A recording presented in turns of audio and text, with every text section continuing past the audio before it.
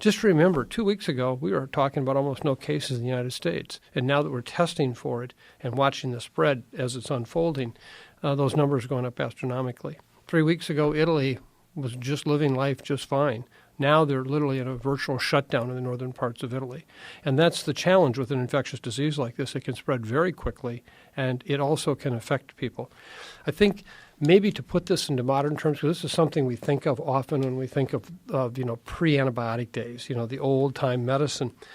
We have an employee at our Center for Infectious Disease Research and Policy at the University of Minnesota, and she has a dear friend who lives in Milan, Italy, and she works at a hospital there. And she texted this to this employee of ours last night.